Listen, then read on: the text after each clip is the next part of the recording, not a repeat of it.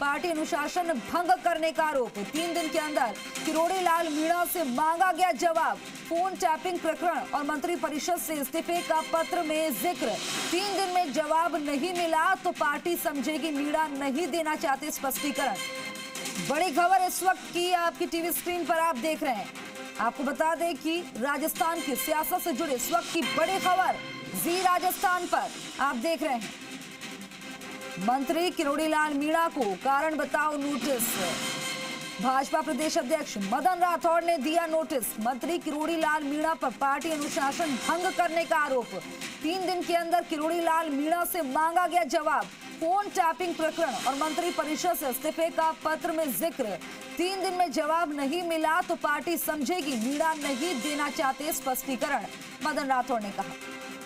बड़ी खबर इस वक्त की।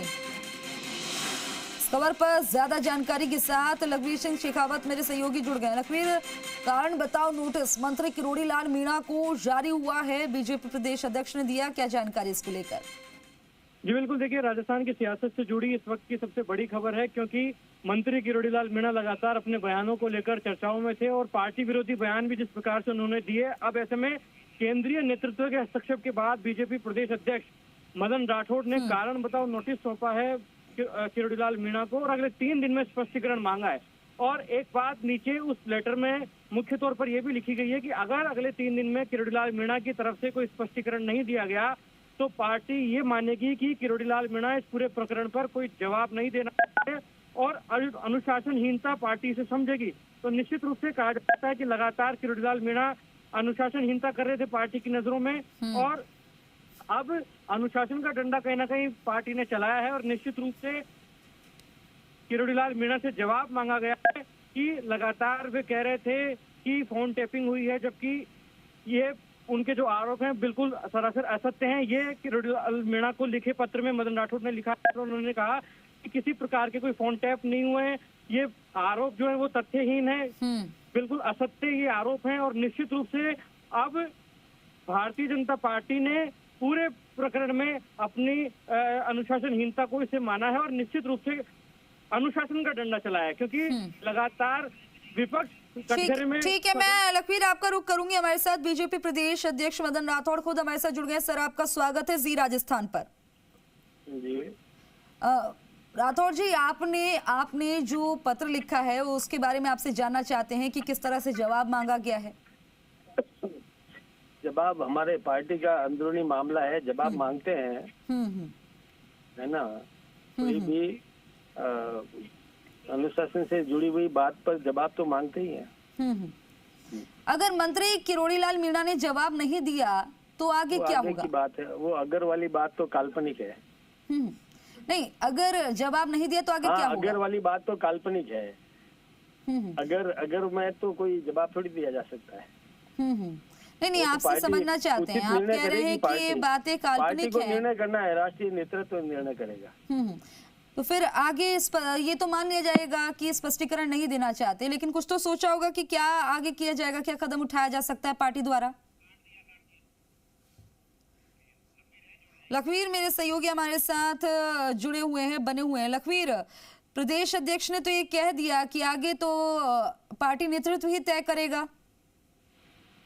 जी देखिए, ये रास्ता निकालने की बात है, क्योंकि अब बीजेपी प्रदेश अध्यक्ष मदन राठौड़ इस पूरे प्रकरण में लाइमलाइट में आ गए हैं, क्योंकि उन्होंने कारण बताओ नोटिस तो भेज दिया किरोड़ी लाल मीणा को।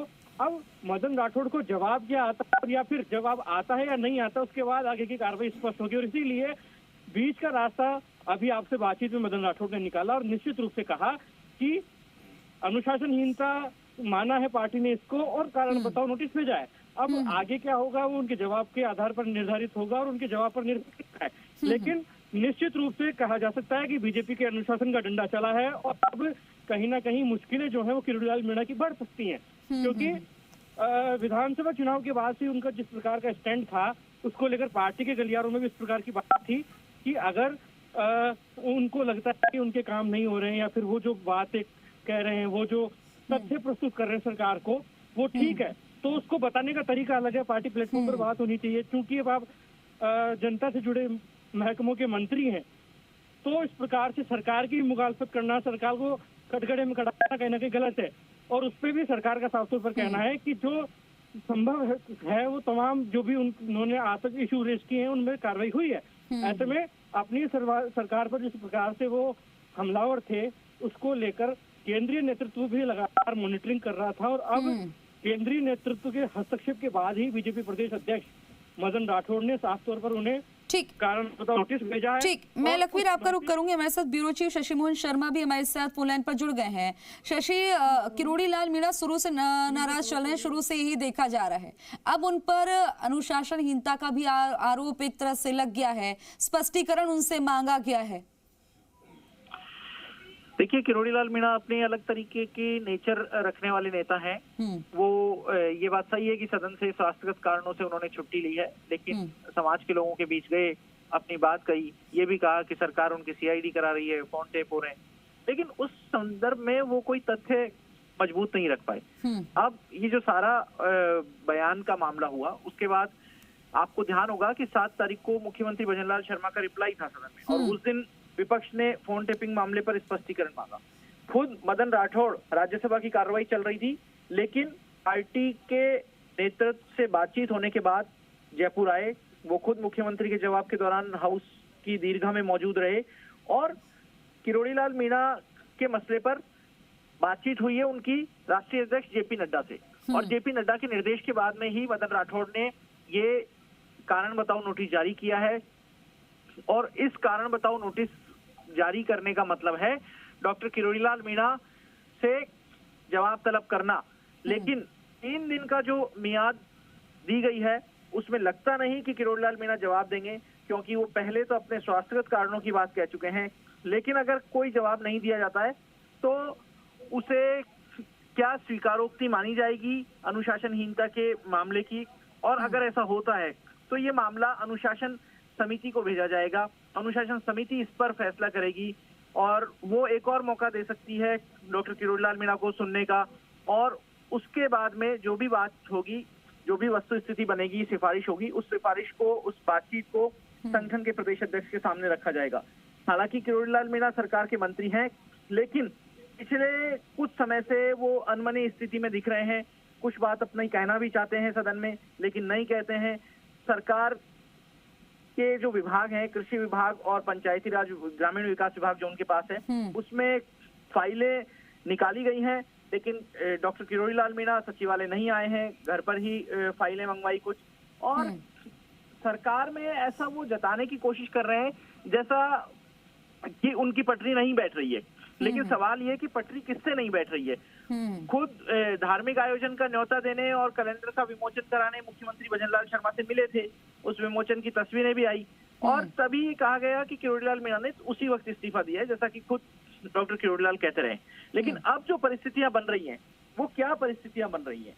क्या किरोड़ी लाल मीणा के मन में कुछ और है जो वो कहना नहीं चाह रहे हैं, और वो खुद पार्टी को ये मौका दे रहे थे कि पार्टी उन्हें किसी तरह का कारण बताओ नोटिस दे?